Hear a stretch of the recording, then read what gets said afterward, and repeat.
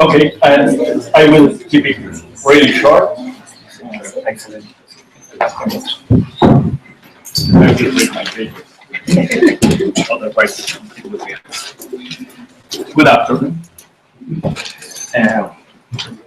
I really like strange topics, philosophy and logic, and well,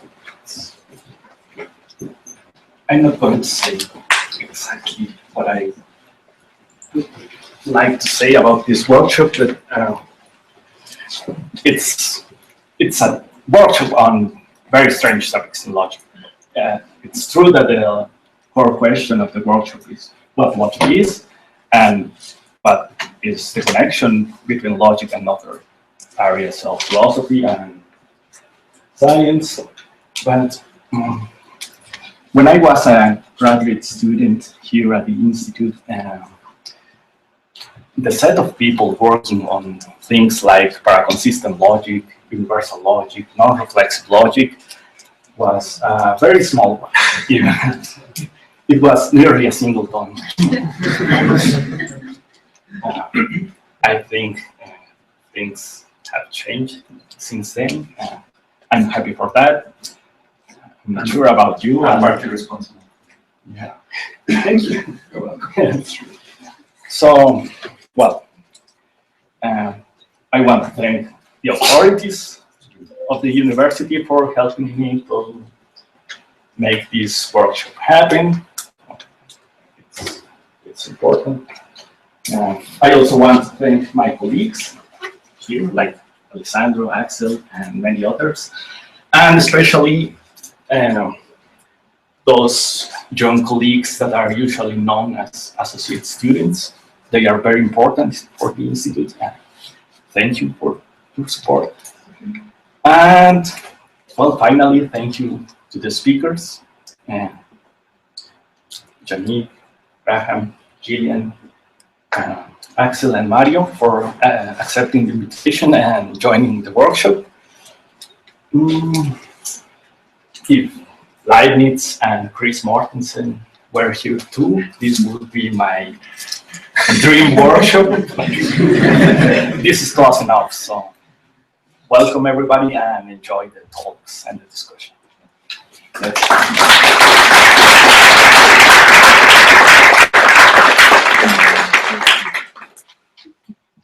All right, so I'm going to keep this short and sweet. I'm introducing Axel Barceló. He's a tenured faculty member of the Instituto. And first of all, thank you for saving us from 30 minutes of a short boredom with your monologue. And so Axel got his PhD from the University of Indiana, Bloomington. Yes. With a dissertation on Wittgenstein on grammar, right? Yeah. Philosophy of mathematics. Okay. And Axel has a very broad area of interest. He works, of course, on philosophy of logic and mathematics, which is the main reason why he's here today, but also he has written on cognitive science, epistemology, aesthetics, metaphysics, and many areas that I probably don't even know. So that's Axel. And I also wanted to mention that Axel is an electronic music composer. He's a DJ, and he owns a music label, Discos Comfort. So if you're interested in buying his album, which I think he needs, you may want to talk to him after the conference. Go and download it legally. No. I make like a cent for every time you. No, that's actually much more less than a cent if you stream it on Spotify. Anyway, thank you. Okay, so you have 1 hour. Exactly. Okay. Of course, thank you, Luis. Thank you everybody for being here. So, thank you for people who come from far away. As I mentioned, I'm very excited to be part of this workshop. Also because I don't think I am the height of all the other guests. It was great people invited, but also because the topic is something I really love.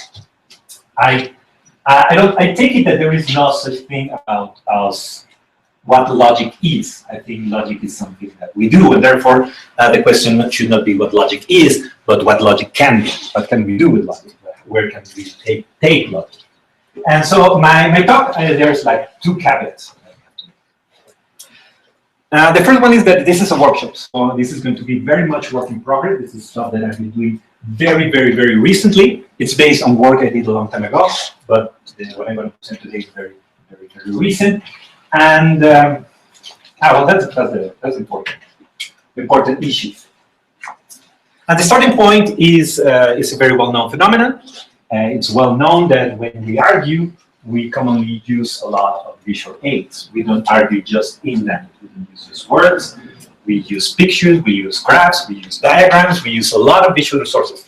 Okay, now I remember what was the other caveat. Si alguien no me entiende en inglés, avísenme para que vaya más lento, o lo diga en español, o cualquier cosa de ese tipo. ¿Ok? Segundo, también cuando haya preguntas y respuestas, no solamente para mí, sino para cualquiera de los demás que hablen, y no se sientan seguros de hacerlo en inglés, lo pueden hacer en español y luego lo traducimos. ¿Ok? ¿Todo bien? Wonderful. Okay, so then, when we argue all the time, we're using visual elements, we're using pictures and things like that, and there's been a lot of philosophers who have been very interested in this phenomenon. I being one of them that have written on this topic.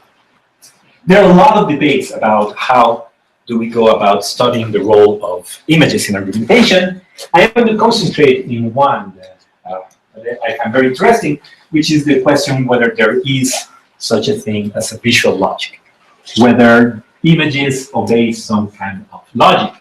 Is there a logic for visual, or in general for non-linguistic representation? But I'm going to focus on visual, even though what I'm going to say about visual may be easily extendable to other non-linguistic representations.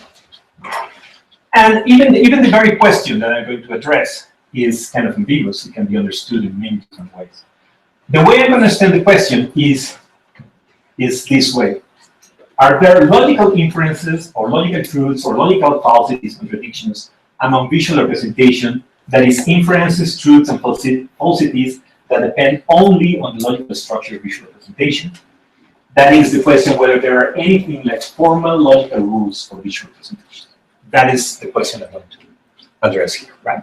Because the paradigm we have for logical rules are rules that are stated in a symbolic language. And a lot of people think that also that the field of application of these rules are also linguistic representations.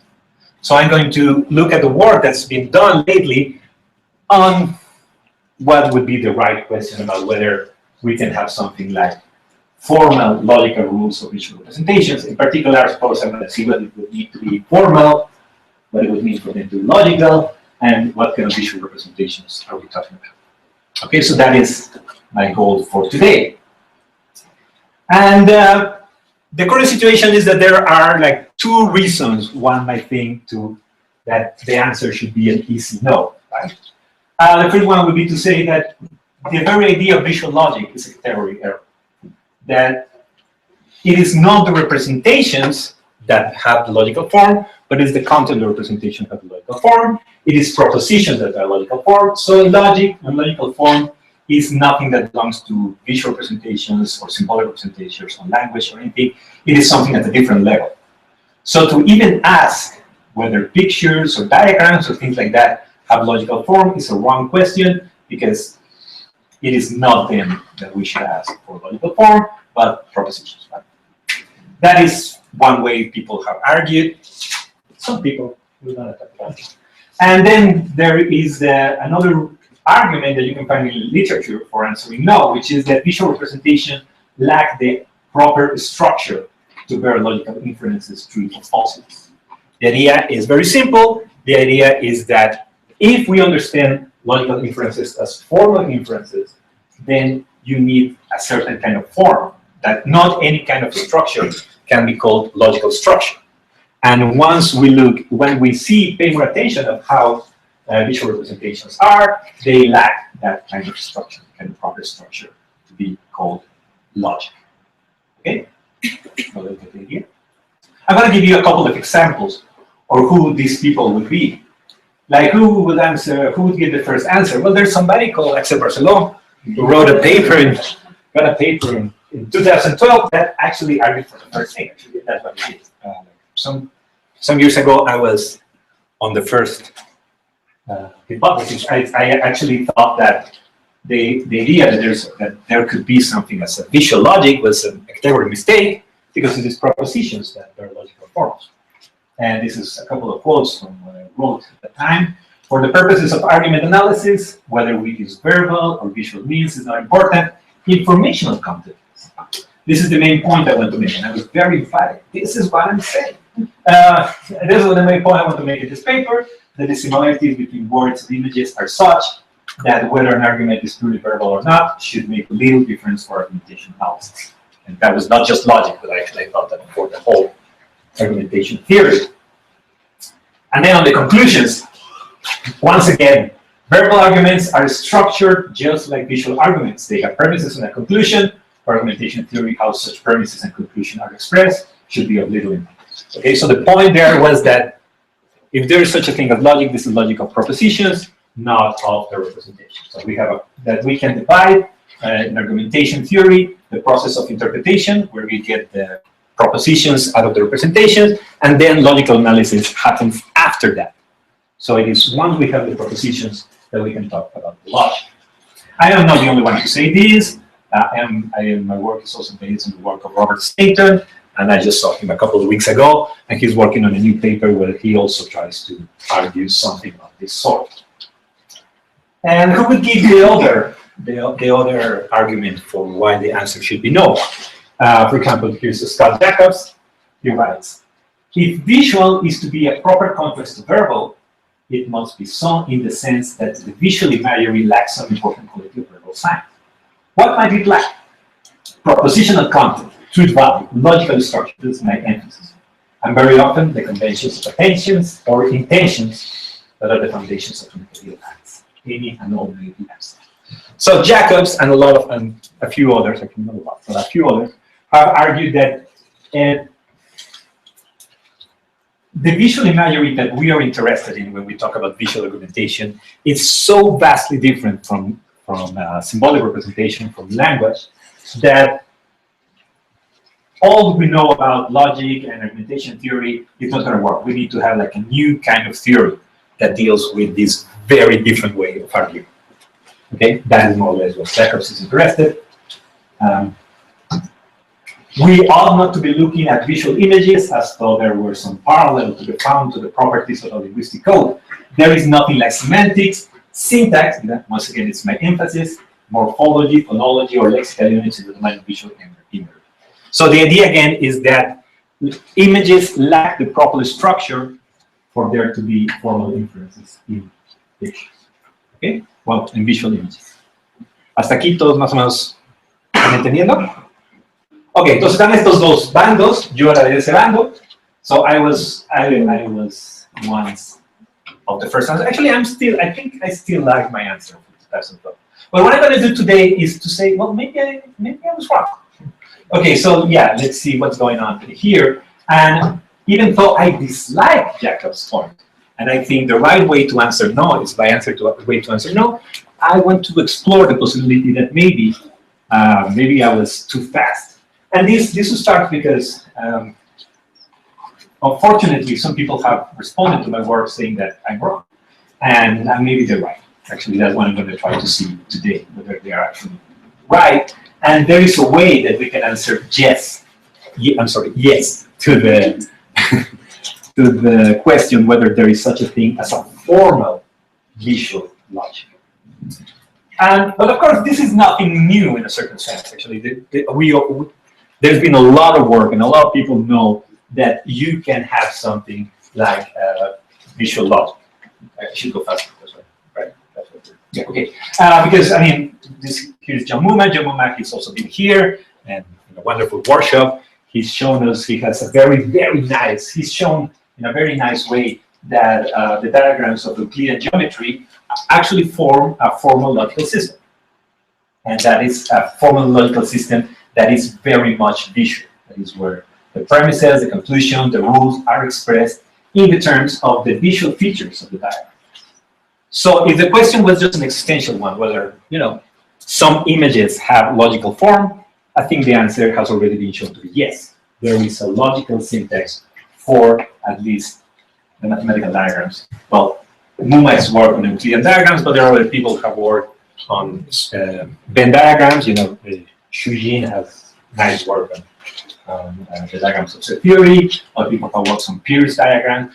So there's a lot of work on mathematical diagrams. I have also done some work on mathematical diagrams. But the interesting questions, and I think this is something that Jacobs got right. The interesting question is not about diagrams, but in a certain sense, diagrams are a lot like symbols. I'm sorry. They're not going to hear me, right? If I was too far from the microphone, so I have to come back here. Diagrams are a lot like symbols. So the interesting question is whether we can also have logic of pictures, of the way we use pictures and images. So I think that's the really interesting question. And because there are some people who have argued, great decision. I know a lot of people hate it, but they're misguided. It's great. Okay, so a lot of people think that the images do not contribute anything really to argumentation. So when we use pictures, they're only like to make the argument nice or to communicate the information in a nice way. They're only illustrations. And this is a very good example because really there are a lot of visual things here, but if you pay attention, they are only for ornament. They really don't add anything to the content of the argument that is being put here about whether people really is the world's most networked celebrity. So a lot of people think that that's what happens with images. That images do not contribute anything substantial to the argumentation process. I have argued against it, and I'm not the only one who has argued that. Actually, there's already some really nice work from Laura Perini that actually tackles the same question I want to tackle here and gives a very simple but very elegant answer on the positive. And she offers a very simple formal logic for pictures. And she's like, well, I mean, if you really want if you're really looking for something that you can call formal logic for pictures, where you have actually formal rules for pictures, yeah, of course there is. And her idea is very simple, but very, very smart. The idea is that the content of a picture is the logical conjunction of the content of each and all of its parts. Okay, maybe you don't like it, but the idea is very, very intuitive, right? So the idea is that you can see this is like a piece of photograph. So yeah, if you have photographs, you just cut it to pieces, right? The content of what is represented in each one of the pieces is contained in the content of the whole thing, right? So that you can say that the logical form, if you want to talk that way, of pictures is very, very simple, just a huge conjunction.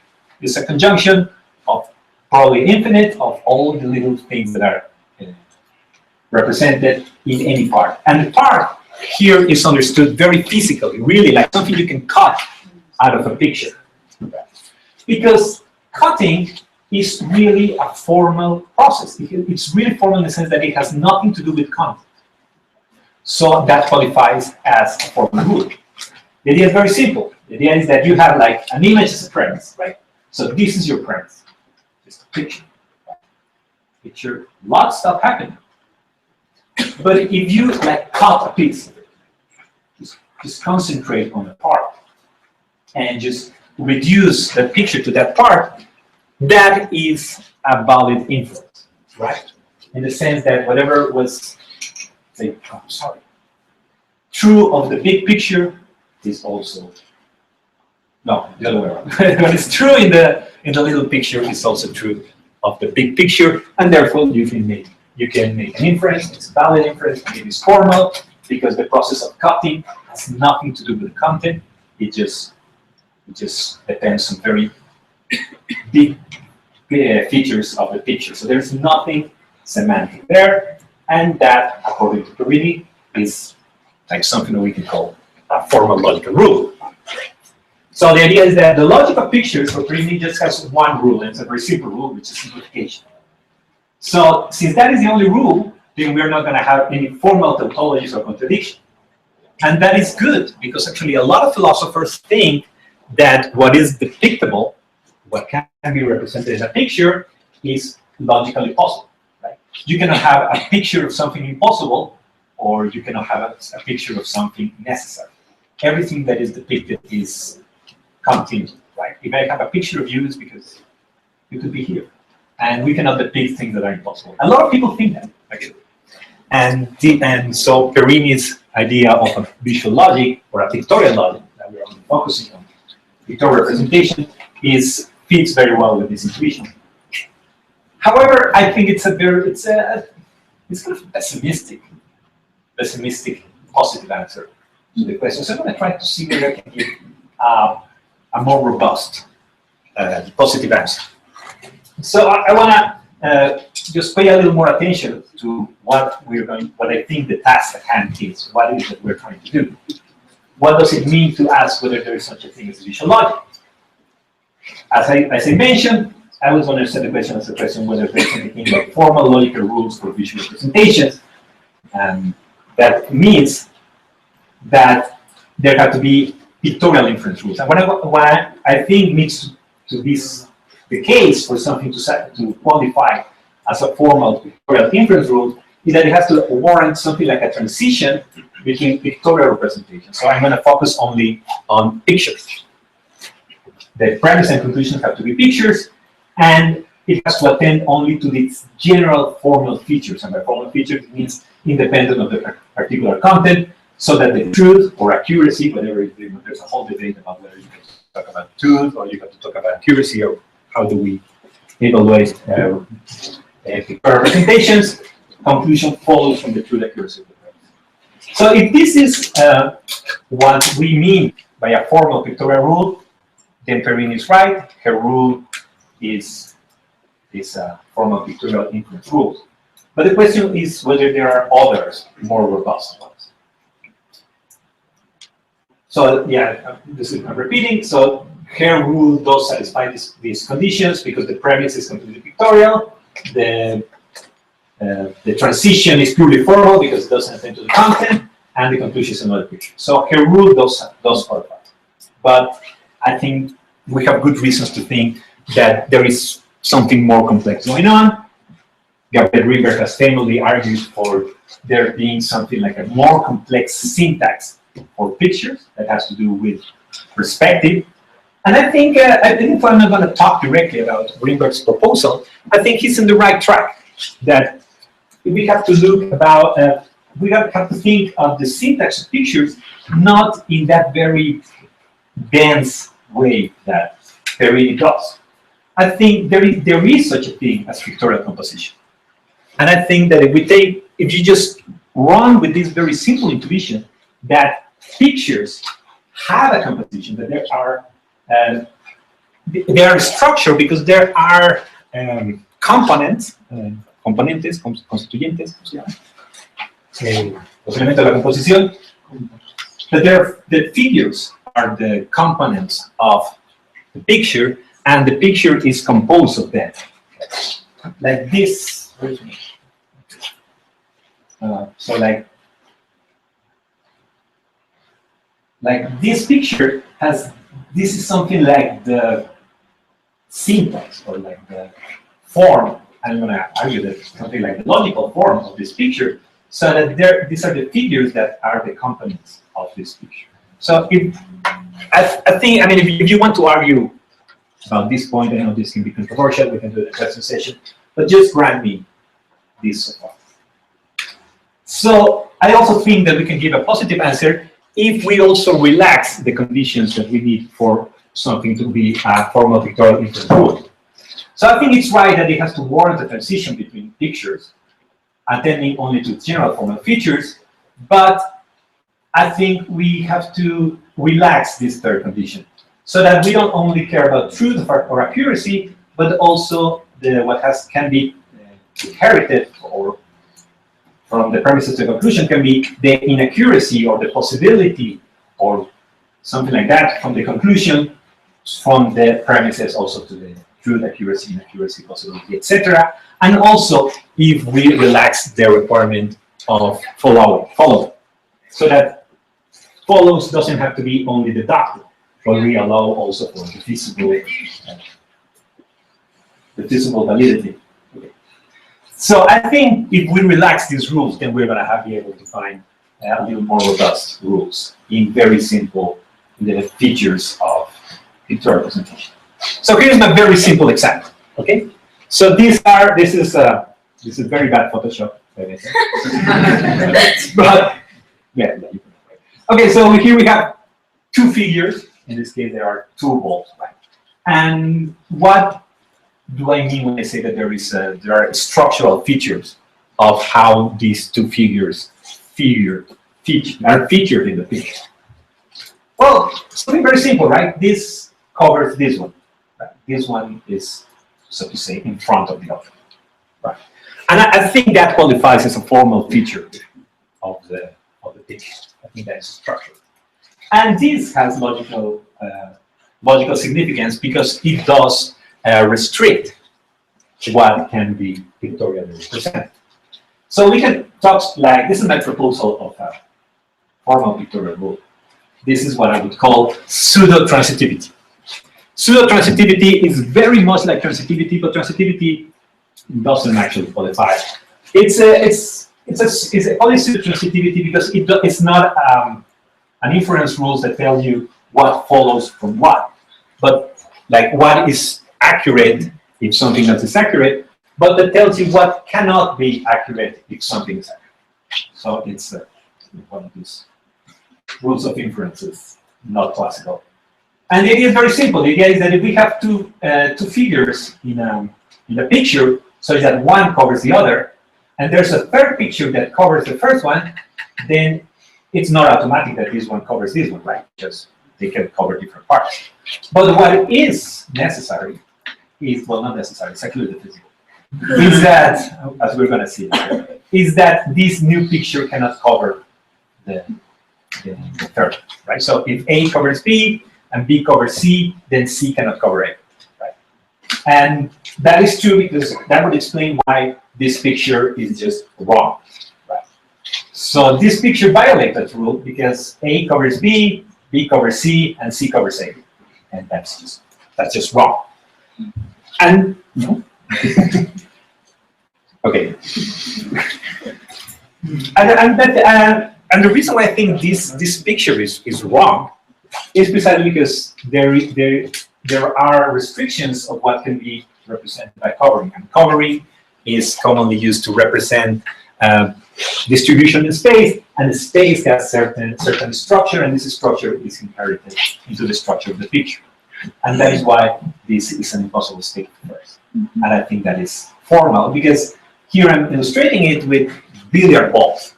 But I think this is true of any figures. If we had there like little sheep or bolts or whatever, it would still be. And in that sense, I think this has to qualify as a formal contradiction, a picture that is also a formal contradiction. Okay, but this means that you can make a picture of a contradiction. Exactly, that is good. I want that. Well, today, not in 2000. But today, I think that's I want. And I'm not alone. Actually, a lot of people have been looking for this. Have been trying to argue that that you can have pictures contradictions. I'm going to get there. Here's my second proposal. This is, if you thought that one was controversial, this is even more controversial. And you know, one of the problems of formal logic in natural language is what happens with deicticos and lexicals. What happens with daisies? Because a lot of people would think that this is a valid formal rule. I am here, you are here, therefore we are both here. Right? And of course, this is valid in a certain sense, and because it's valid if we have certain external restrictions about in what context are the sentences interpreted, right? So that there is co-reference between the here's here and the I and the me here and the you. You know, there's a lot of debate about this, but I think there are good reasons to think that this is a good formal method. But if that is true, then I think we can have something similar in pictures, because one of the arguments that has been used against this proposal of some visual logic is that pictures are always perspectival, and in that sense are very, very context sensitive. So here's my proposal. So here we have another ball, and then we have a blue ball. So we have these two pictures, and we can join them. We can actually make a kind of a conjunction between them, and we'll get something like this. So the idea is that there is a formal and logical relation between this picture and the two preceding pictures, right? So there's a sense in which the information contained in the two previous pictures is contained in this picture. There is a lot of debate about exactly how this comes about. Why? Because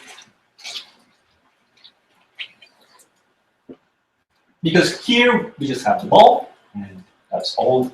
If you think that all the content of this picture is just the ball there floating, then you can see that the ball is still floating there. So the content is preserved.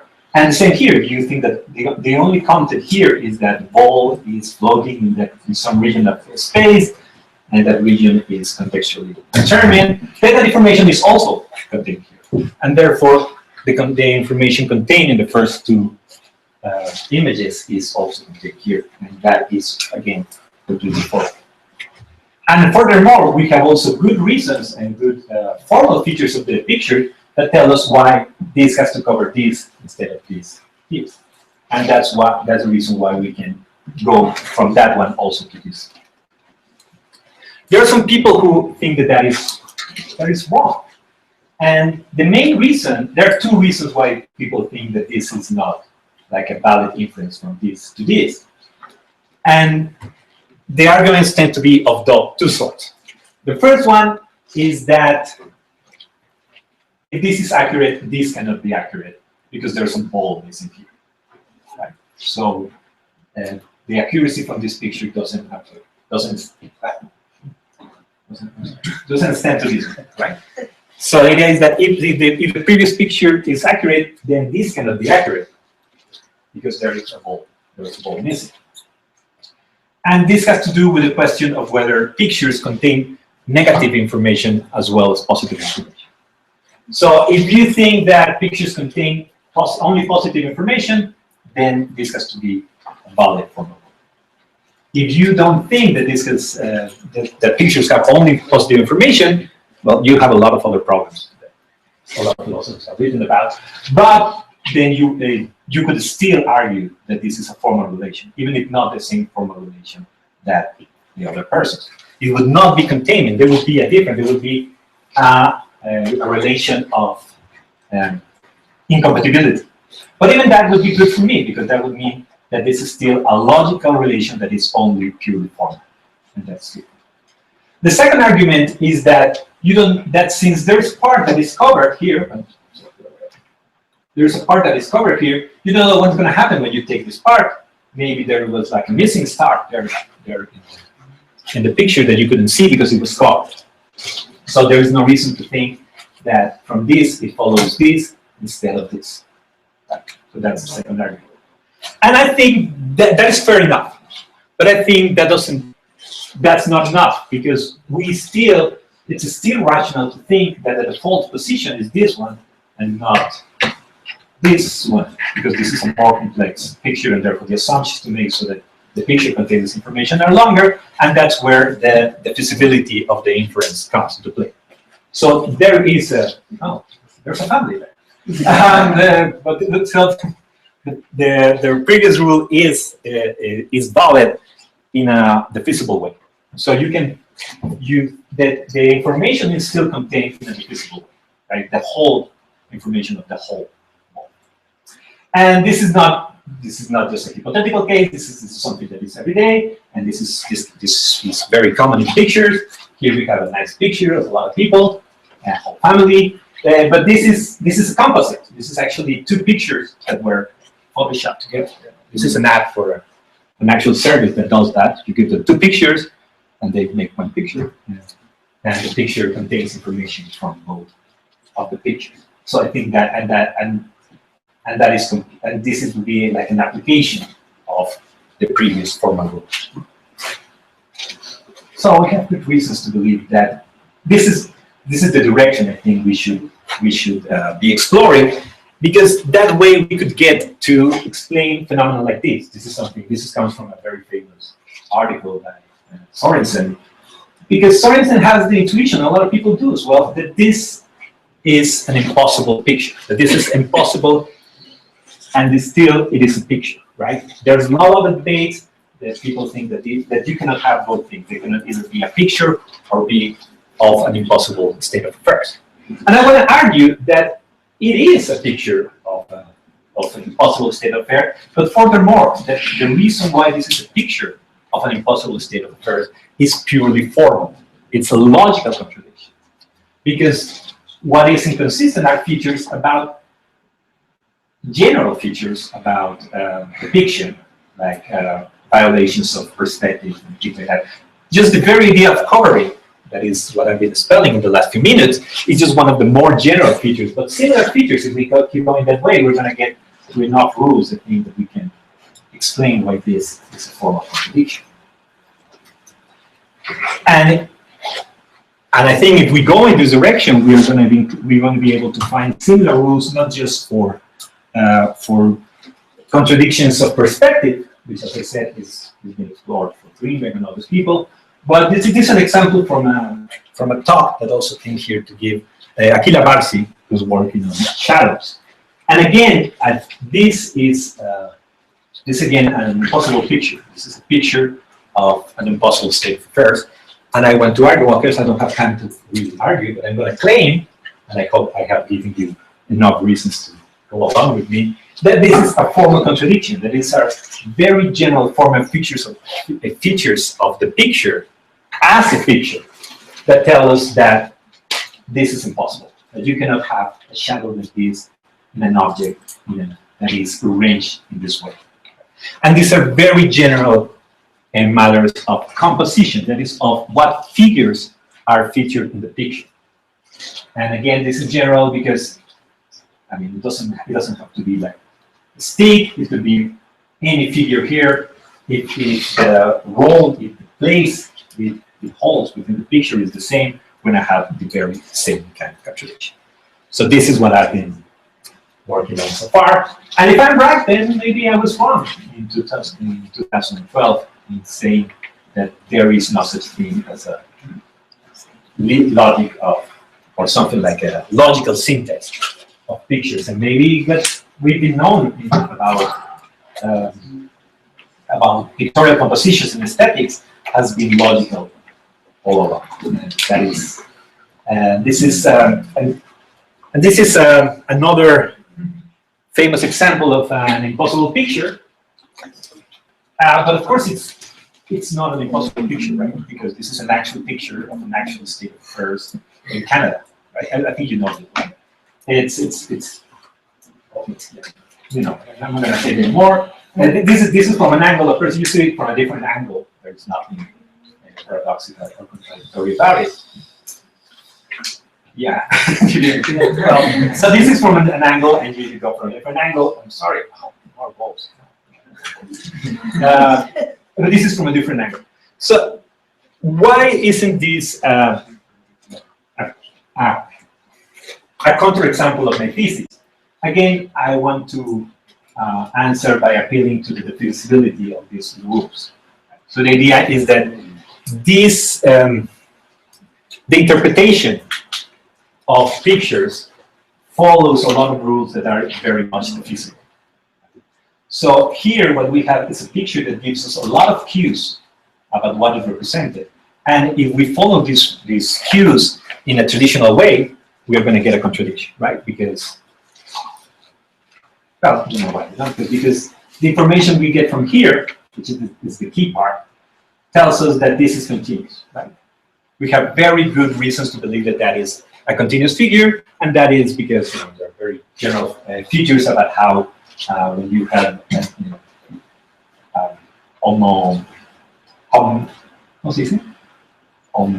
homogeneity in the picture, then you think that those are features belong to the same object, and well, other rules about shadowing and everything like that. Here are all these cues tell us that this is the same figure, and that this is the same size as this one. This is the feasible information because de facto, the rule, the photograph is of an object where these are not continuous, but that doesn't make it less so that the actual structure of the picture tells us that that is the standard divisible interpretation. So that is the sense in which the divisibility of the logical rules of pictures are consistent with this kind of picture. So I think that is all. Thank you.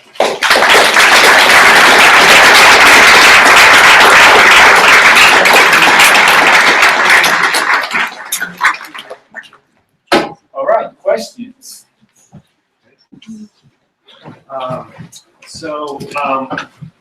Sorry to be the one to bring Frege into the picture, but I think he has a good point. So in the thought, when Frege is considering whether sentences, pictures, mental images can be true, he says, well, yes, but only in a derivative sense, right? So a sentence is true only so far as it expresses a true proposition. A picture is true only so far as we tend to associate a proposition with it, something like the picture, it's an accurate depiction of some scene, and so on. And so why is that we cannot say something analogous in this case? So the question is not whether pictures have the right syntax, and really what's going on is something like we systematically tend to associate a body of information, namely propositions, with those pictures, and then we run logical inferences there, and that's why we say things like, or we get the impression that a given picture. No, you're completely right. But that is just a competing picture. So that doesn't tell us what this is from. It tells you there's another way we can see the number. Yeah. Right? So that is what I did in 2012. So my 2012 article goes exactly in that direction. Right? I show that just what you said. It is pictures just as words have their content, their logical form derivatively from the proposition they express, right? And I run that same argument, and I think that's fine, and I still think I'm right. But I also recognize that is not an argument against this position, that is just an alternative. So in order to be fair in my own position, I wanted to do today was to see whether the other picture is as compelling as that. So that's what I'm exploring right now. Okay. Okay, Julian? I was wondering what you think about the idea that pictures could maybe give you arguments for existential conclusions, but say not general ones, or arguments for like possibility or simultaneous possibility of two things, but not for necessary conclusions. Okay. Well, in 2012, I argue that is wrong.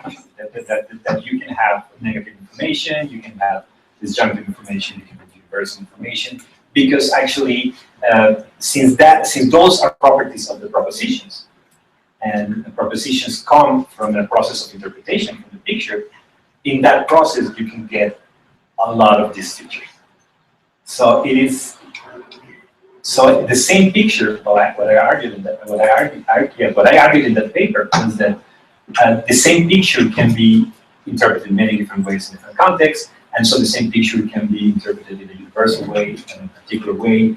And I use examples like the no smoking sign, where the cigarette. I think the right way to account for the pictorial content of the no smoking sign is that cigarette is generic, so that it is a universal proposition, what you're going to get from the whole pictorial act. So that's what I would say. Now, if I'm going to go in this direction, I don't know. Actually, I'm still undecided. That's why I went with this rule that didn't seem to be neutral regarding that question. I would like to keep as much of my original position as I can, so I would have to say right now that yeah, it's a wrong idea to think that the content is. I mean, for a while I was I work with the hypothesis that there is something like something analogous to the literal content and then the pragmatic processes, so that the cigarette there is literally just one cigarette, but pragmatically it becomes universal. But that's not over. Actually, it's very, very messy. It's very hard to make the distinction. So that's how I go for it, going the content universal.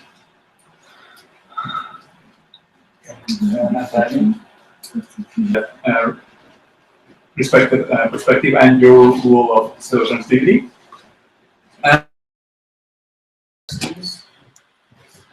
Now, this is really interesting. Well, thank you. I think there are so many different questions which need to be teased apart. Yes.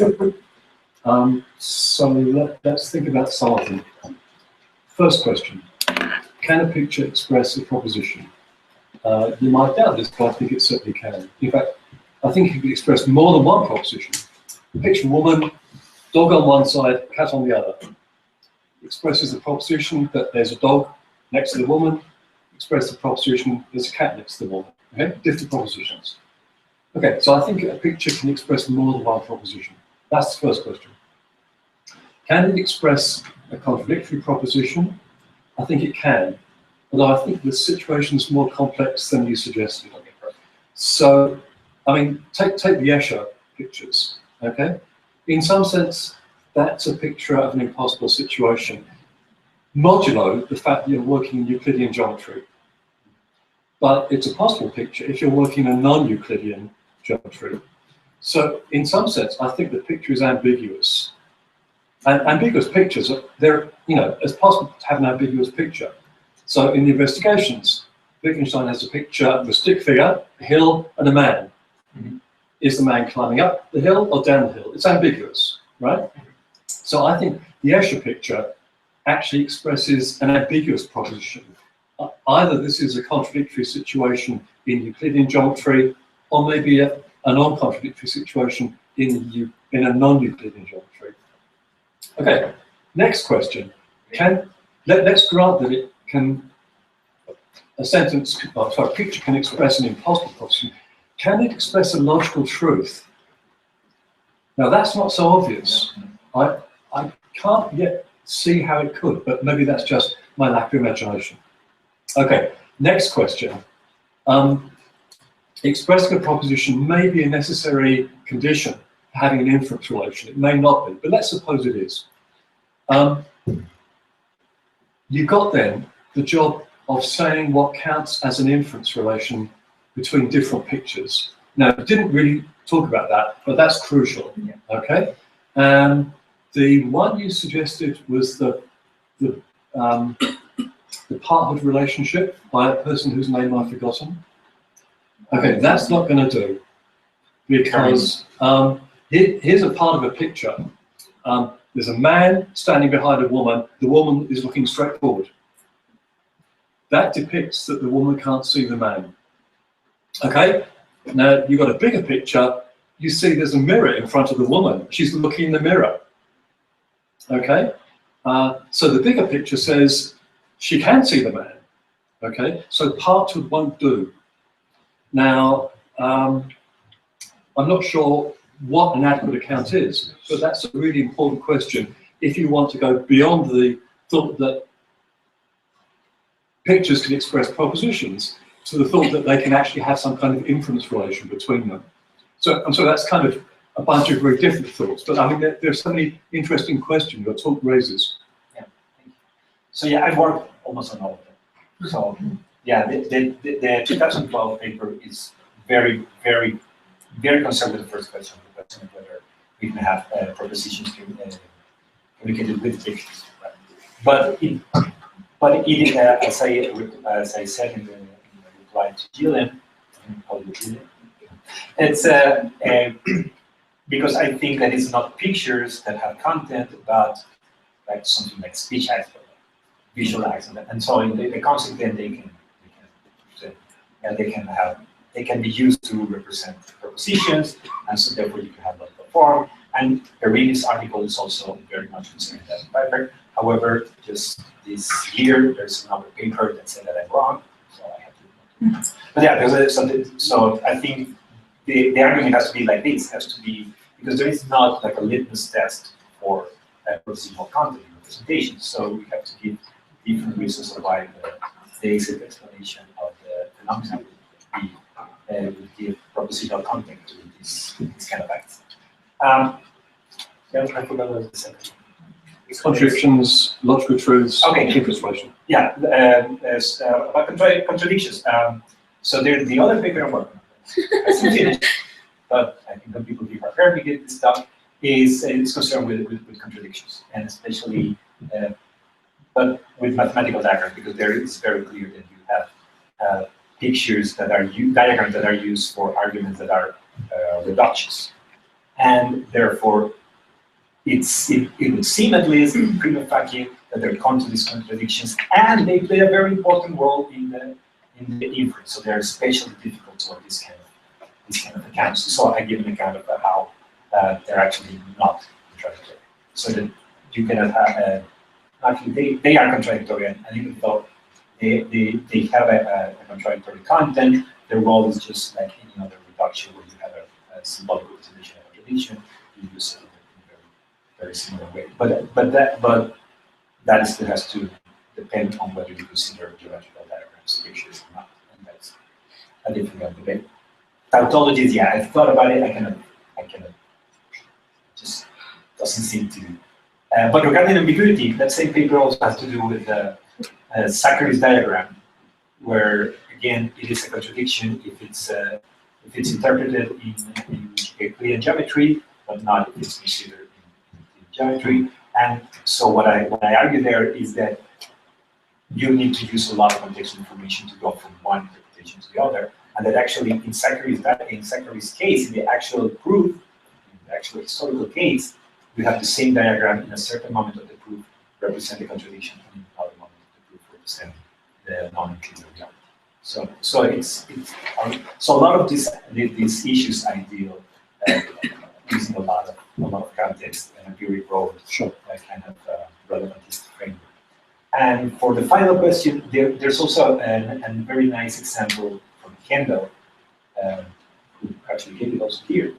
I don't remember the name of the picture. I have it here. Where you, for example, you have a picture that has a picture of it. So you have pictures. This moment, there's a picture of X there. So there is a part of the picture that represents as X being the case. However, the whole picture that contains it doesn't. So yeah, there is that. And for that kind of phenomena, I try to appeal to the faults, so that the kind of inference involved in the interpretation of the picture and these inferences are all default rules. And that is why there's a default interpretation. And in order for you to get the other one, you need a lot of contextual pressure to move you away from the default interpretation. So that a lot of these cases are actually cases where what we have is a difference between the default interpretation and what we take, because we have a lot of other knowledge about the context of that picture we take to be the right interpretation. And I think the case of the impossible triangle is one of those, where the default interpretation is contradictory. But we have all this extra information we know about the place in Canada, and like that forces the other interpretation. But you need a lot of contextual pressure. Yeah, look, I think you're right. If there's any kind of inference going on at all here, it's probably non-monotonic. Exactly. But that doesn't answer the question of how you characterize or define the inference relation between two pictures. I think that has to do a lot with the question about whether there is a relation of truth, of some kind of informational containment. Yes, I still have to work a lot with that information. We have a follow-up. Yeah, follow-up about tautologies. So it doesn't seem crazy to think that if a picture expresses a proposition, then it also expresses some of the things that follow from that proposition. So if a picture expresses the proposition that a cat is standing next to a woman, then it also expresses the proposition that a feline is standing next to a member of the human species or what have you. And then it's easy to say that it also expresses the proposition that a cat is standing next to a woman, or a cat is not standing Maybe it's not the interesting case No. you were looking for, but No, because I don't want to say that because, as I told you, as I said before, I'm working in the relevantist framework, right? I'm leaving the pragmatics do a lot of the work here, and so I don't want any inference to count as expliciting the content of the pictorial act, or whatever you want to call it. So yeah, that's why as you know, it's very difficult to have a story to tell about how to communicate tautology. So maybe in the right context, a picture like that can, but I still have to, there's a lot of work to do in that direction. We have two follow-up. One. Is that a follow-up? Yeah, it's for the validity. From what I'm researching and probably talking about next week, the only way an image can express pathology understood as null information is an canvas. What?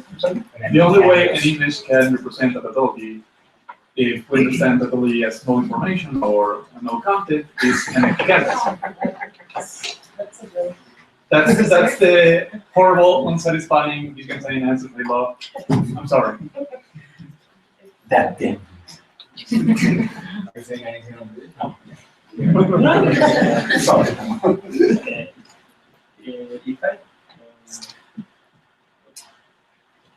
I have a doubt, just if it is very relevant or important to recognize the formal properties and the pictorial content in the definition of the inference, then at what point we are going to recognize that the difference between the two.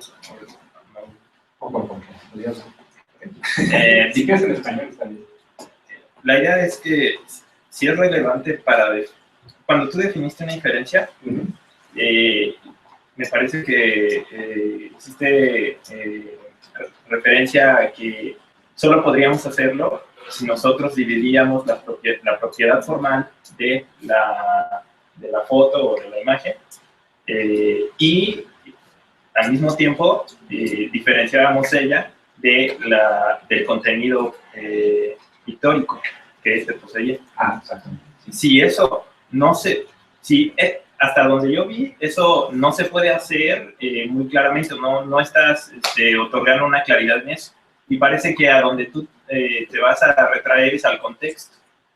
Pero si en el contexto nosotros vamos a definir qué es en cada caso lo pictórico, lo que tiene contenido pictórico, de lo que tiene una propiedad formal, entonces yo estoy definiendo cada caso por caso. Pensando más aún en el caso de fotos que son derrotables, entonces yo puedo empezar con la imagen de las dos bolitas y decir, son espaciales. Luego me puedo alejar y ver que en realidad era una etiqueta en una botella. Luego me puedo alejar y, bueno, suponer otras situaciones donde eso no va a suceder.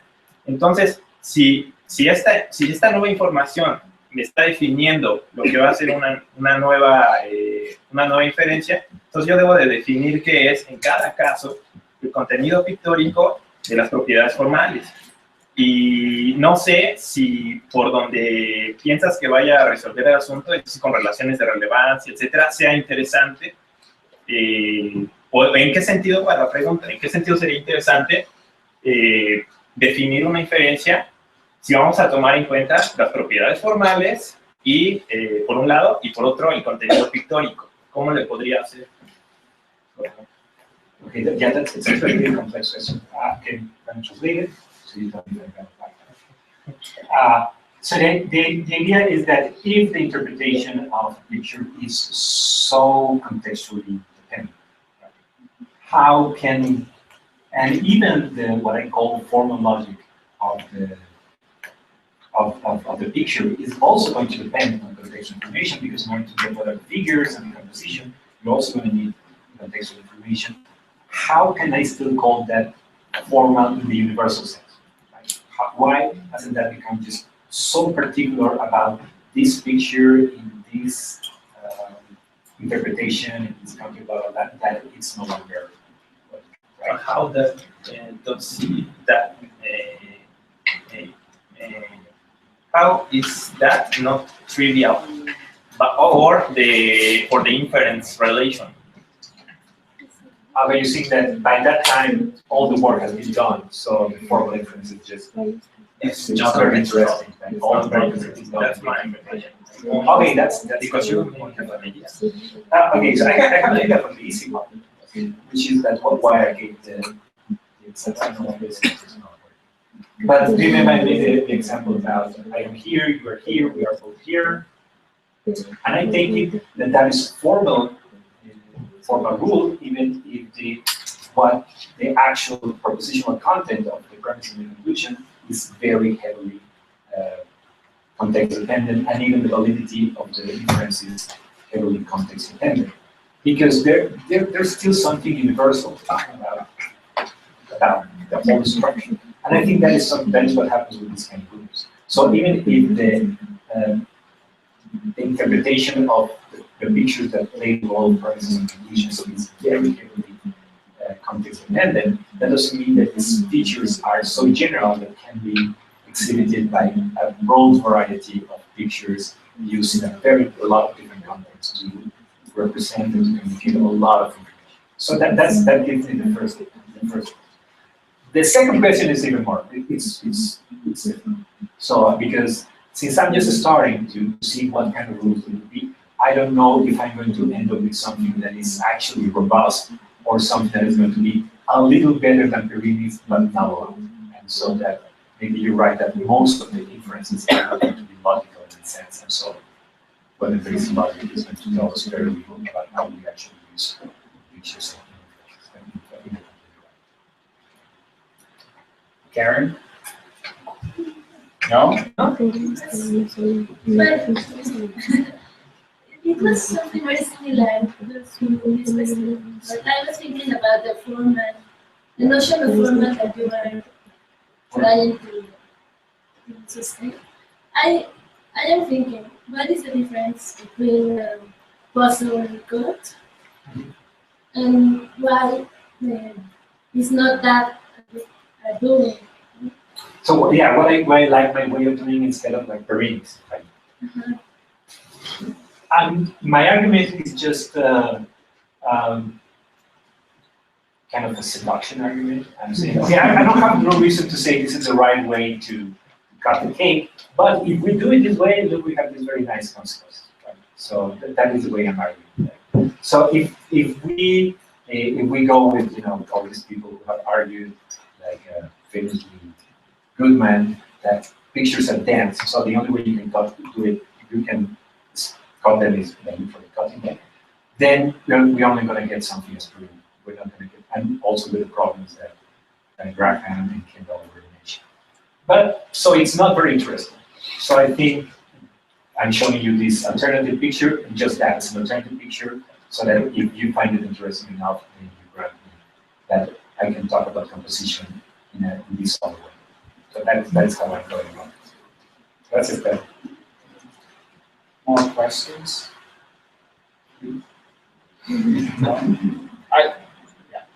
Well, you have two pictures up there. What do they express? I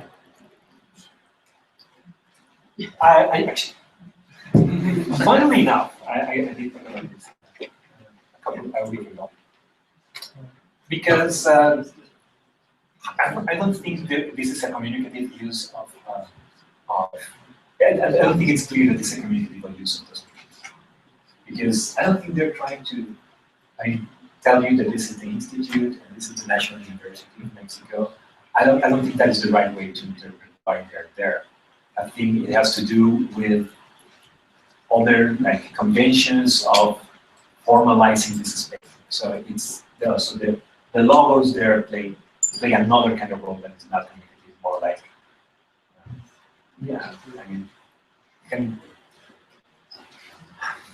they made this room more formal because we have the logos there, like flags and things like that. I mean, you sometimes use flags to actually communicate something, but a lot of times flags are used as part of a protocol and things like that. And I think these pictures are like that. So it is true that there is a pictorial content here that you have, you know, South America and the two eagles, and this represents North America because this is an eagle from the northern region, and this South America because this is a condor, right? And which is from the south, and so and this is the valley. Here's the Mexico Valley, and this is very Mexican because it's the cactus. All this stuff. So yeah, there's a lot of symbolic elements. I'm sorry, a lot of pictorial elements plus the symbolic interpretation, and that is the reason why all this represents a national university. And there is an act of there's a convention that this symbolizes that.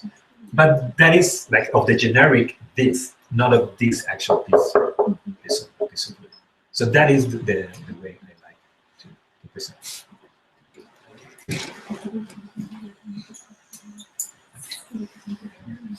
Yes.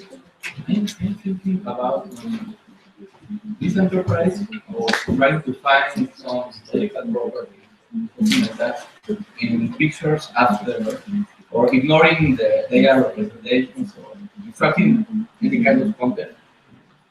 I think it can be done with words. Maybe we can.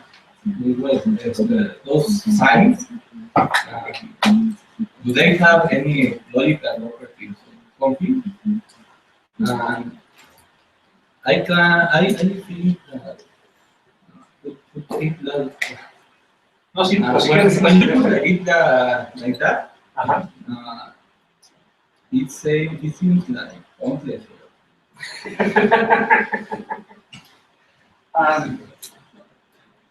Okay, más bien. ¿Pero por qué se parece el conjunto?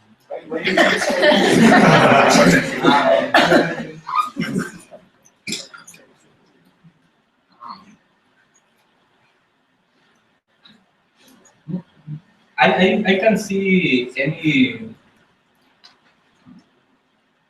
when in the definition you have I think you didn't really abandon any relation with content and representation. So yeah, there is a sense in which I'm kind of a party who use debate, because if like people like Jacobs are like the people who think that thinking about pictures is going to revolutionize logic and argumentation theory, because we're going to get all these nice new things that we have to thought, because once we recognize the importance of pictures in argumentation. And I am saying, yeah, what you just said, no, actually, what we're going to get is the same that we did with words. Actually, I think that the similarities between pictures and words are so much that actually there's very little that is new in thinking about pictures regarding logic and argumentation. So yeah, you're right. So yeah, I'm kind of saying we're going to do it, but what we're going to get is going to be nothing new. Actually, what is new is that we're going to realize that there's nothing new there. That there is logical form, that there are there is very little deduction, there's a lot of contextual required stuff. And everything that I say is things that are also said about words. You're completely right. So yeah, so in that, I wouldn't say that makes it pointless, but that makes it really kind of a party pooper position. Yeah. Especially for all these people who especially in the beginning of the debate, there were a lot of people who were very, very like, oh yeah, this is new logic. This is going to be something revolutionary. They thought this way, and I think they haven't delivered that much, because I think in the end, yeah, there's nothing new. Well, I hope so. I hope that there's nothing. Anything else? Yes. Considero que toda esta cuestión de ver la lógica en representaciones pictóricas evidencia un problema, o bueno, una cuestión muy, muy importante, que es cómo logramos capturar las formas. Sí, tienes toda la razón. O sea, y no solo pasa con las imágenes, sino aparentemente con la música también, con los sonidos, con el lenguaje. Eso y también denota, bueno, nos lleva a pensar en cuál es el límite bueno, el gran alcance que tiene la interpretación, porque de principio podríamos pensar que es una cosa completamente relativa y que no nos sirve para hacer lógica, pero pareciera ser que de hecho sí nos sirve. Yeah, no, bueno, I'm going to translate. So I think No. I think Laura's point, I think you're spot on. I think that what is at stake is just the question of what is the importance of interpretation in logic, right? And the first two, in the first slide that I don't know why I cannot put up again, I think the question was is interpretation part of the logical process, or is it something previous to the logical analysis, right? And that what this is kind of showing is that, well, that's the question actually. I don't have an answer. And I also like that you bring up music, because as Samuel was mentioning, it's like a lot of this was something that Renaissance artists were very interested in. And one of our colleagues, who I don't think is here, what's her name? Oh my God. Oh my God. Okay, one of our colleagues is actually working on whether there's such a thing as the syntax of musical compositions that also restricts the interpretation that they can be given. And what she has found out is that if you go to a Renaissance work, you're going to find a lot of groundwork for that still serves today to think about how we represent. So that's what I said, that a lot of the things I'm saying, I hope extend to other kind of other way of representing. So that formality is not that restrictive. Yeah, so I agree with you. Gracias. Sí, disculpen que no me acuerdo el nombre, pero si lo oyen hablar, porque hoy vayan sus pláticas, son muy buenas. ¿Cómo se llama? No idea. That's horrible. Right. ¿Nadie se acuerda? ¿Quién trabaja sobre interpretación de obras musicales? Okay, yeah, sorry. Okay, so since there are no other questions, apparently I had one myself, which is pretty much in line with Graham's second one. So it seems to me that there is something missing in the picture, no pun intended, and it's a structure of space-time. So whenever we represent something, we always represent something as embedded in space-time. So anytime you gave us a tentative rule of inference or impossible picture, it seems to me that there is a counterexample to that. For instance, you had the pseudo-transitivity rule. So if A covers B and B covers C, then C doesn't cover A. But that is true if we live in a Euclidean space-time. But think of, suppose we live on a planet in which gravity is very strong. So when a photon gets in there, it gets trapped and goes around. Okay? That happens to all photons. So I look at my 3 billiard balls. A covers B, B covers C. Then C covers A. C does not cover A. Well, that's what I yeah, but then I turn around and I see the photons that come from the other way, and they go all the way around the planet, and I see C covering A. So in that case, we have a counterexample. Or suppose that we have a figure like the Achille-Varzi instance of the impossible shadows. So if the photons don't move linearly, they move like this, then I can get that kind of shadow. Unfortunately, we don't have a marker. I don't know why we should have one. This goes on your organizer, of course. And so, yeah, I mean, it seems to me that it's kind of easy to find counterexample to any reference or anything you can come up with. So if we don't say something more stringent about space-time, we don't really have a logic, because everything loses the universality that logic is supposed to have. No, you're completely right. Actually, some people have argued, and I think that is the meat of your argument, that the reason why these are not actually formal rules is because they're actually rules about space.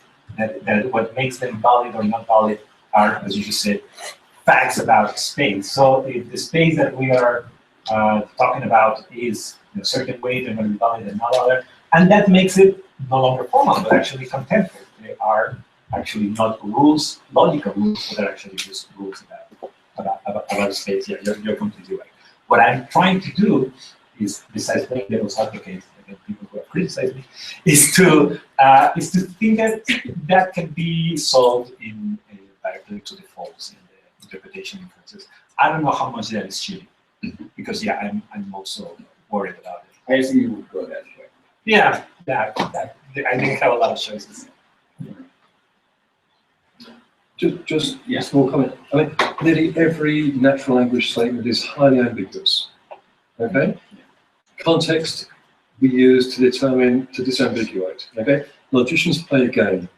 The game is, let's pretend that everything is being completely disambiguated, then maybe then inference is formal, but not until you've done all the disambiguation. And it seems to me that what you're pointing to is exactly the same phenomenon with pictures.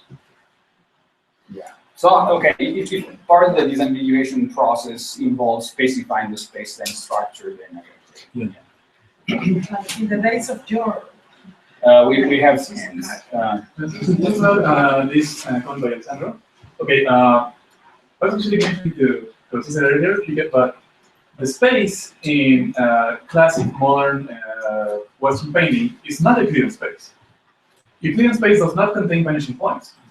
That's We're talking about optical space. We're talking about the creation of illusions. We're not recovering the true structure of space-time or anything like that. We're recovering the flaws of the human eye, or you want to call them flaws. But the whole thing was that, unlike Euclidean geometry, axiomatic non-Greek theory, what the Renaissance discovered was that the human eye perceives space as something warped, as a cone. Yes.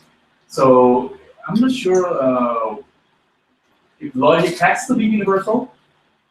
I'm not sure where it came from. I don't know. Yeah, you're right. But we're there to this idea that these formal composition rules, well, these rules that do not have to do about the objects as much as their relation in a fictional illusory space whose function is to fool the human eye into pretending it is something like a window view. I mean, why do we have to make it about matching or content or creating this relationship or correspondence to space-time when it's never been about space-time? It's about fooling human viewers. No, I think that's very, very helpful. I'm starting to reply to this criticism. Natalia? yeah, it's like very related to what Graham said, because like in the days of your say that Susan had distinguished between like extra-systematic validity of an argument and how we can really like represent it as a valid within a system. So the problem with that relation is that the notion of extra-systematic validity is not very well developed. But at least that picture gives us a way in which you could relate, no? Like a form with its many representations. So here it's also a question of that there are many ways of representing the same picture, and there are different pictures, you know, very simple and some are very complex, and it would be very difficult, I presume, to give a full account of these different yeah, because some of them, as I said before, could be interpreted as a concept, which is a simple or complex, and some other as propositions or some other. Yeah, I'm very optimistic. I'm sorry, I think you're pretty pessimistic. I'm very optimistic that as complex as the interpretation of pictures is, I think there are a lot of the work is done by formal emphasis.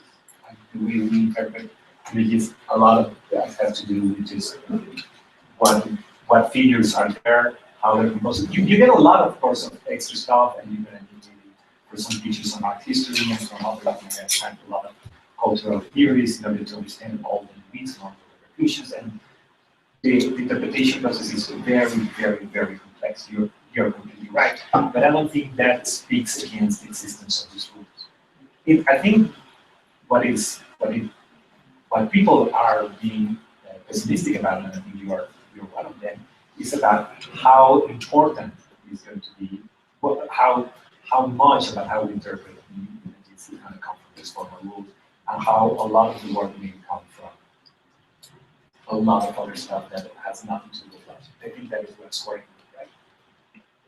But that is, I believe, but that is the like work that has been done, right? We have to work in that direction and see how far it takes us. And I am not with it. That's it. But thinking about Alessandro's question, in computer graphics, if you change the perspective, even if you change radically the perspective, you have an answer. Is the thinking, I think we are linking the same input necessarily makes the same answer. And Riemann issue is not. If I can change perspective, the question with the same rule is wrong or Yes. or false, Completely right. or correct or false depending on the position I am studying. And if change the same input, change the true value of even with the same rule. Sí, tienes toda la razón. O sea, sorry, no. But yeah, I mean, the difference between for example, difference between the object here and the picture, that's one of the major differences, right? Because changing the perspective from which you see the picture is not going to turn it from impossible to possible. Even if changing the way you see the object is going to change. So yeah, so that is something that is completely true. But what I don't see is how that bears to Torza's question, because you said that has to do. Sí, no hay problema. Bueno, es que estamos reduciendo dimensiones. Entonces, si reduzco dimensiones, se me sale por ejemplo, la perspectiva.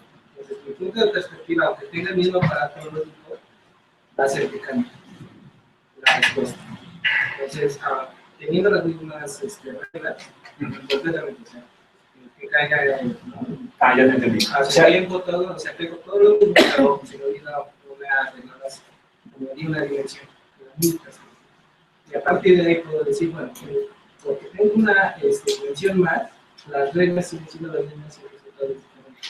So yeah, I think I got it. I'm going to try to translate. So your claim is that since we're talking about bidimensional pictures of three-dimensional objects on states of first, of course there is a reduction of information, and of course that is going to result in ambiguity, because in the interpretation process we're going to have to add that extra information, and since that is not fully contained there, we're going to have to use all this contextual information to get to what's missing. So that is why pictures are always going to be ambiguous. So that I think that is your point, right? So I think it also has to do with Graham's argument for why this is still something that is analogous in language and in picture. So,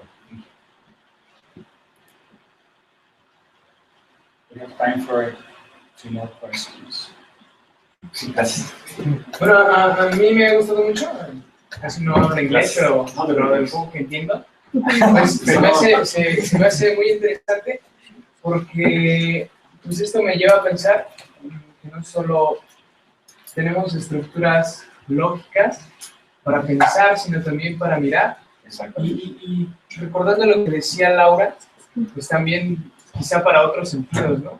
Quizá también para escuchar, para el tacto y todas esas cosas. Y pues nada más. No, sí, es algo que no mencioné. Y hay mucha gente que me lo critica mucho. Que primero vamos a ver. Should I translate first and then reply? No. Reply first. Okay, I'm going to reply first. No, translate the question first. Okay, yeah, okay, perfect. Sorry. The the question, I think, well, not more comment, is that does this, so I've been talking all the time about the logical structure of representations, comparing picture representation with linguistic representations. But what you're asking is whether this doesn't mean also that we have a logical structure, not in representations themselves, but in the act of, for example, seeing, right? Whether we can talk about a logical structure of seeing. So, okay. And okay, so that is the question. I'm going to reply first in Spanish. Ok, entonces, sí, eso es algo que evité mucho, pero la gente me ha criticado eso. Me ha dicho, la consecuencia lógica en lo que debo trabajar es en lo que hace la gente en ciencias cognitivas, por ejemplo, y que es lo que han estudiado acerca de cómo vemos. La idea es que cuando nosotros vemos, no vemos así un montón de información así que llega en bruto, así un bloque, sino que nuestro proceso de visión incluye un elemento de descomposición y de análisis y de estructuración de la experiencia visual. Entonces, que lo mejor de lo que yo estoy hablando cuando hablo de esta estructura de las representaciones pictóricas no es más que el reflejo, como decía Samuel, de que nosotros hemos ido descubriendo cómo engañar al ojo, pero en realidad lo que las reglas que estoy hablando no son reglas acerca de la representación, sino de proceso de visión. Más o menos esa era tu idea. So yeah, so my answer is that I purposely avoided this issue because I know it's thorny and a lot of people have brought it up, which is that maybe the structure I'm talking about in pictures is not actually a structure of the pictures, but actually the structure of the visual process. Insofar that is, if we pay attention to the literature in cognitive science and what we have discovered in psychology, is that the process of vision, process of the visual perception, and visual experience, furthermore, is structure. So we don't process visual information like a big block of information that just comes in, but we have a lot of mechanisms that work as an analogous to like parsing the visual information, and that gives it structure. So you know your cognitive science, you know your MAR and all things like that. You know that visual experience is not a passive process, but it's something that actually adds a structure to the content of our visual experience. But maybe it's not that the pictures have a structure, but that vision has a structure, and that is why when we try to pictorially represent visual information, what we're going to get is also into the structure. So yeah, and people have told me that, and maybe they're right. I don't know. Even if, as I've gone through literature, it's murky. It's horrible. Well, no, it's not horrible. It's wonderful, but I just don't want to get into it. It's very complex. Está muy complicado. Entonces, por eso es que no me he metido tanto en toda la literatura que hay acerca de la estructura del proceso de experiencia visual. Pero hay muy buenas razones para pensar que tiene razón. There is one question. Yo tengo una duda. Siguiendo esta misma línea, mi duda es, ¿por qué hablar de, por qué decidiste estudiar las representaciones visuales o, en general, el sentido de la visión? ¿Por qué no el sonido o el olfato o algún otro sentido? ¿Por qué específicamente la visión? Así personalmente, en anécdota de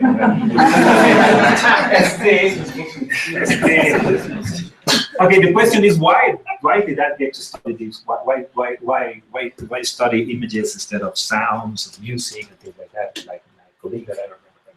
Sí, sobre todo porque, tú eres músico. Yeah, I'm a musician. Yeah, you think like, yeah, I would think about the structure of like, yeah, but I'm also a graphic designer. That's something that people didn't say. But yeah, when I was a graduate student, I also did my undergraduate in graphic design. I didn't do that. Well, yeah, practically I had a graphic design undergraduate degree, and so that I did study. I didn't study music. I don't know music really. I do music, but I don't know. And but I do know about design, and design is about structuring images. So for me, it was always very, very natural to think of images as compositions, things that have to think that what you do when you design an image is to give clues to the seer of what you're trying to communicate, right? So that is what we are taught to do when we are doing graphic design, and that is very heavily context dependent, and that there are kind of general rules of composition. So all these intuitions came to me in my training as a graphic designer. And I think it's also very important that it was design and not visual art. And I think that is why when I talk to visual artists that are trained in the visual arts, they're very skeptical.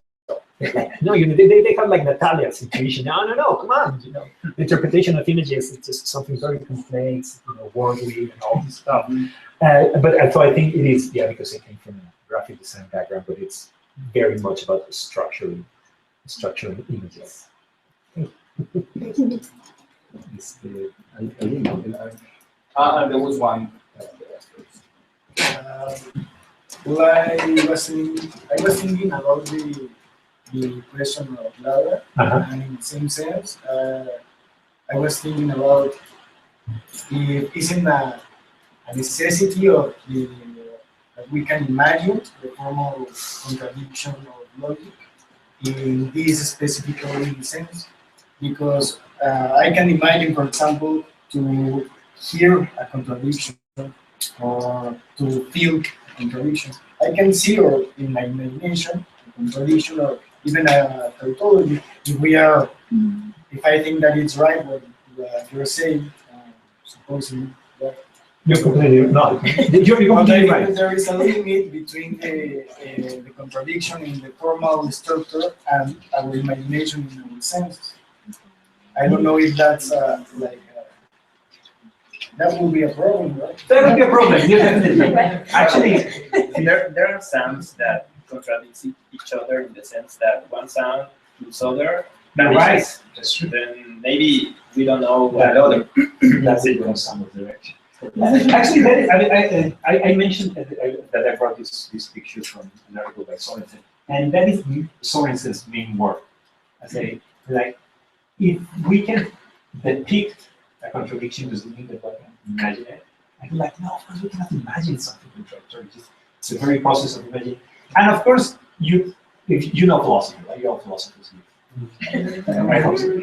No, I don't hope so. It would be better if you're not a philosopher. But as you know, philosophers have this strange habit of doing like thought experiments, right? And why whether you can imagine like zombies, things like that, and then get philosophical consequences from that. And it seems that the key premise of those kind of arguments is that if we can imagine it, that is at least conceptually possible, something philosophers possible, other things that is metaphysically possible. And it's in that context that Sorensen brings this up. Because it says like, if imagination is pictorial, then, and we have impossible pictures, then that would mean that we can imagine contradictions, and that means that just because we can imagine some scenario in a thought experiment, that doesn't tell us that that's possible. So yeah, so it's not an idle question, it's a really big question in the heart of philosophical methodology. And I don't have an answer. I like thought experiments, so I know you're wrong. Gracias. You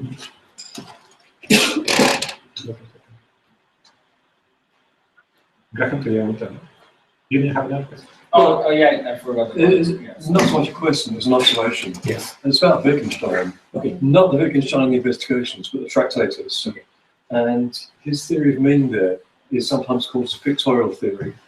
And he tells us that he was struggling with the idea of propositional content. And what he did was imagine a scale model of the kind that you sometimes see in courts of the day, where you represent the cars and the people by little creatures. Okay. Now, a scale model is just a three-dimensional picture. Yes. Okay. No dimension is no difference. Yes. But he thought that the content of the model, the picture, was obvious, and he wanted to model propositional content of language on that. 100 years later, we tend to take propositional content for granted. And what you're doing in a certain sense is reversing the Wittgensteinian picture and going the other direction. So that's kind of interesting. Yes, yes. Because, yeah, I don't think I have a lot to say, is because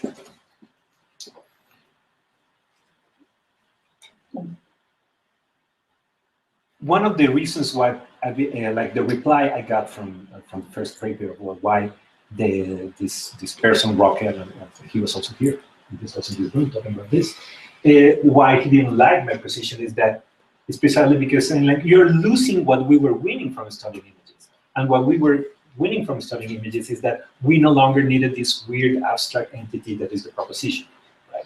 That because we understood propositions as pictures, and now you want us to do it the other way around, and that is just evil, right? That is just like taking away what we already had. So that's why, and so yeah, that was one of the criticisms he gave me, and I still don't know what to say, except what I said at that time was like, no, you're wrong. You actually know a lot of stuff about propositions independently of taking them as pictures. I think I'm a Platonist. I have no problems with these abstract entities that are propositions, and I think a lot of people are with me. Even naturalists think that they have to naturalize propositions. I think we do. There are very good reasons of why we need propositions, and so I think that is not a good reason to reject at least my position from the 2012 paper. But I see the appeal of this issue. Thank you. Okay, on this note, let's thank our speaker once again.